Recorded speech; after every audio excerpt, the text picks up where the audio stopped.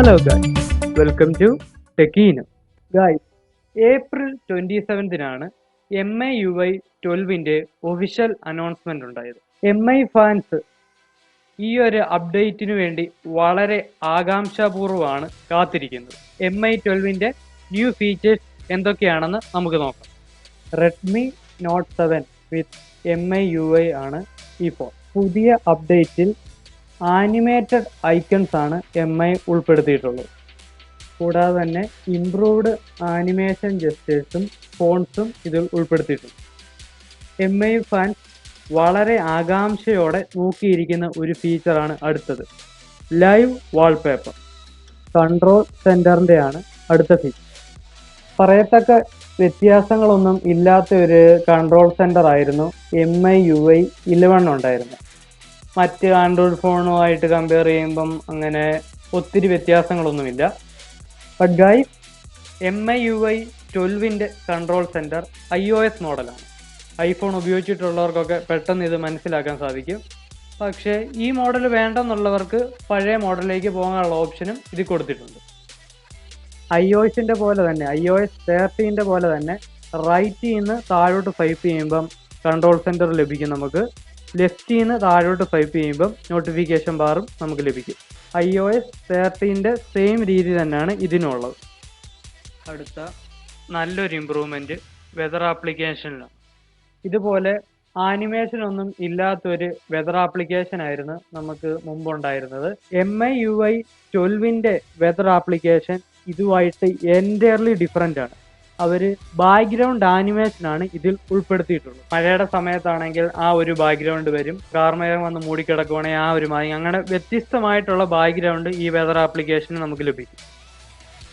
Next feature is floating window. പഴയ UIയിൽ യൂട്യൂബിലൊരു വീഡിയോ പ്ലേ ചെയ്യുന്നു.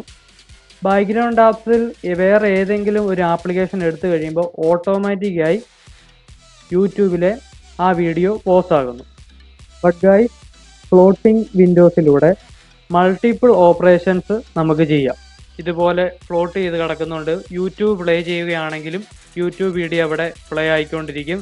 കാൽക്കുലേറ്റർ ഉപയോഗിക്കുകയാണെങ്കിൽ ആ സമയത്ത് തന്നെ നമുക്ക് കാൽക്കുലേറ്റർ ഉപയോഗിക്കാം. ടൈപ്പ് ചെയ്ത് നോട്ട്സ് ടൈപ്പ് ചെയ്യണമെങ്കിൽ അത് നമുക്ക് ചെയ്യാം. ലാപ്ടോപ്പിലും കമ്പ്യൂട്ടറിലും നമ്മളിപ്പം ചെയ്യുന്ന പോലുള്ളൊരു ഫ്ലോട്ടിംഗ് വിൻഡോ സിസ്റ്റമാണ് പുതിയ UIയിലുള്ളത്.